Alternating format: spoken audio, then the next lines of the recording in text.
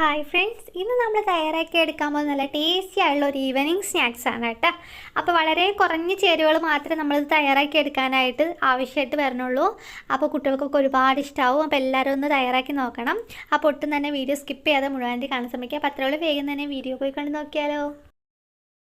അപ്പോൾ ഇത് തയ്യാറാക്കി എടുക്കുന്നതായിട്ട് ആദ്യമേ തന്നെ ഞാനിവിടെ ഒരു ബൗൾ എടുത്തിട്ടുണ്ട്. അതിലോട്ട് 1 കപ്പ് അളവിൽ മൈദ ചേർത്ത് കൊടുക്കുക. ഇനി നമുക്കിലോട്ട് ഒരു പിഞ്ച് അളവിൽ ഉപ്പും കൂടെ ചേർത്തതിന് ശേഷം 2 ടേബിൾ സ്പൂൺ അളവിൽ പഞ്ചസാര പൊടിച്ച് ചേർക്കുക. അത് ലൈറ്റായിട്ടുള്ള മധുരം ഈ ഒരു പലഹാരത്തിന് ഉണ്ടാവുള്ളൂ.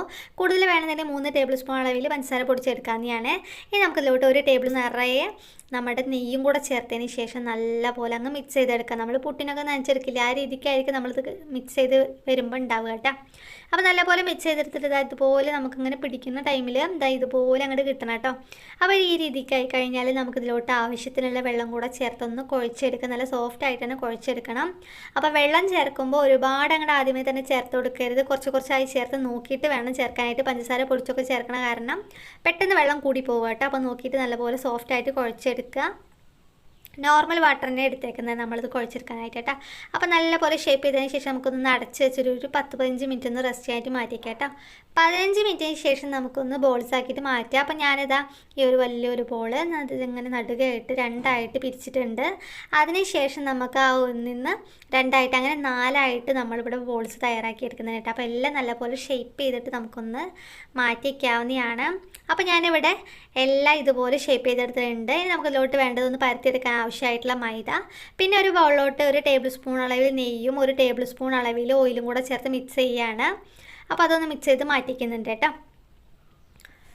ഇനി നമുക്കൊന്ന് പരത്തിയെടുക്കണം. അപ്പോൾ അതിനായിട്ട് ഞാനിവിടെ ആദ്യം ഒന്ന് മൈദ സ്പ്രെഡ് ചെയ്തിട്ടുണ്ട്. ഇനി നമുക്കിതിലോട്ട് മുകളിലായിട്ട് ഓരോ ബോൾ വെച്ചിട്ട് ഇതിങ്ങനെ പരത്തിയെടുക്കാവുന്നതാണ്.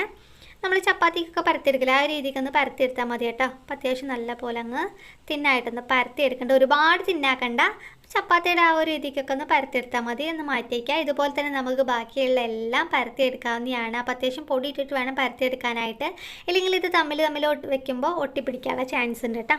അപ്പോൾ നമുക്ക് എല്ലാം ഇതുപോലെ പരത്തി 4 ഷീറ്റ് റെഡിയാക്കിയിട്ടുണ്ട്. ഇനി ഓരോ ഷീറ്റ് ഇതുപോലെ വെച്ചിട്ട് നമുക്കിതിൻ്റെ മുകളിലായിട്ട് നമ്മൾ നേരത്തെ തയ്യാറാക്കി വെച്ചിരിക്കുന്ന നെയ്യും ഓയിലും കൂടെയുള്ള മിക്സ് ഉണ്ടല്ലോ, അത് കുറച്ച് ചേർത്ത് നല്ല പോലെ ഒന്ന് സ്പ്രെഡ് ചെയ്ത് കൊടുക്കുക. എല്ലായിടത്തും എത്തുന്ന രീതിക്ക് സ്പ്രെഡ് ചെയ്യണേ.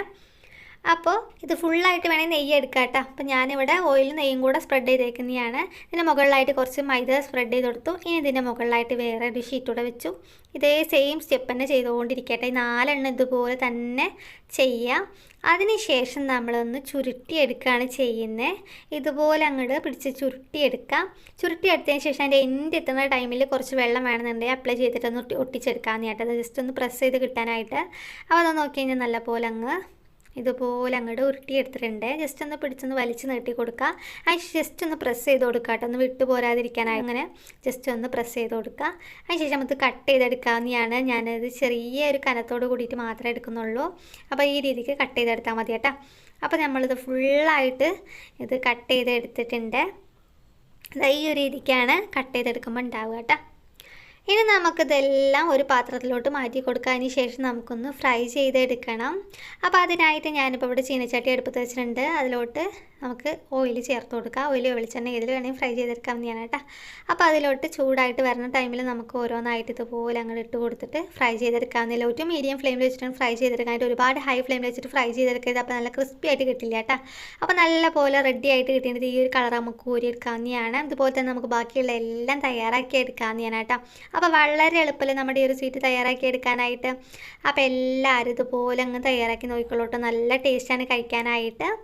അപ്പോൾ എല്ലാവരും ട്രൈ ചെയ്ത് നോക്കുക. അപ്പോൾ നമ്മുടെ വീഡിയോ ഇഷ്ടമായെന്ന് വിചാരിക്കുന്നു. വീഡിയോ ഇഷ്ടമായാലും ഒന്ന് ലൈക്ക് ചെയ്യുക. അതുപോലെ നമ്മുടെ ചാനൽ ആരെങ്കിലും പുതുതായിട്ട് കാണുന്ന കൂട്ടുകാരുടെ പ്ലീസ് ഒന്ന് സബ്സ്ക്രൈബ് ചെയ്ത് സപ്പോർട്ട് ചെയ്യും കൂടെ വേണം കേട്ടോ. അപ്പോൾ അത്രയുള്ളൂ. പുതിയ റെസിപ്പി ആയിട്ട് വീണ്ടും കാണാം. താങ്ക്